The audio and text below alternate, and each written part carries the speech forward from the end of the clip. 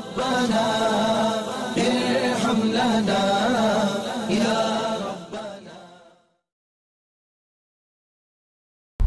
बदीउन नज़र में जब देखा जाता है तो फिल बिदाहत तो जायज़ है, क्योंकि वो बच्ची है, वो अभी तक उनके लिए हुक्म नहीं है, पर्दे और सत्र की हुक्म नहीं है। और ज़ाहिरी बात है कि छोटी बच्ची के लिए किसी मर्द की अट्रैक्शन भी और उसकी तरफ माइल होना भी बईद है।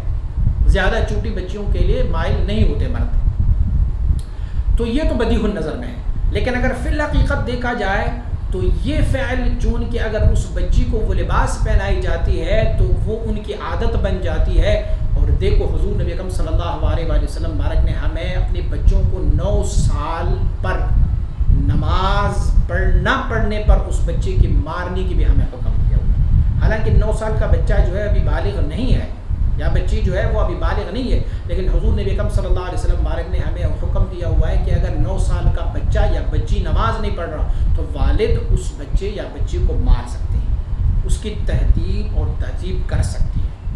तो फलिहाजा इस तरह की बच्चियों को अगर हम अभी बचपन से ही ये लिबास पहनना शुरू कर दें तो वो बड़ी हो जाती है तो फिर भी उनकी आदत है वो यही बन जाती है। छोटे बच्चों को अभी से तरबियत दे, उनको बहुत अच्छा और मजहबी और अखलाकी लिबास पहनाएं। तो मेरे ख्याल में आजकल जो छोटे मासूम बच्चियों के साथ रेप होते हैं और रेप के बाद उसे कत्ल किया जाते हैं, बहुत सारे ऐसे केसेस सामने आए हुए हैं। उनका एक वजह यह है कि उनका लिबास भी ऐसे होते हैं कि मर्द जो है वो जुनूनी मर्द, हर तरह के मर्द मौजूद है, तो वो उन छोटी बच्चियों की तरफ भी अट्रैक्शन लेते हैं। जब लेते हैं तो फिर अल्लाह पनाह दे, फिर उनके साथ बदफेली भी करते हैं और फिर उसकी इफ्शा होने की वजह से फिर उस बच्ची को कत्ल भी कर देते हैं। लिहाजा बच्चियों को भी उन लिबास ना पहना है कि जो उनके जिस्म की आज़ा उसमें से दिखाई दे, या बहुत छोटा लिबास हो या बहुत तंग लिबास हो, या कोई उनके बाजू नहीं होते, बाजू नंगे होते हैं, या उसकी जो गला होता है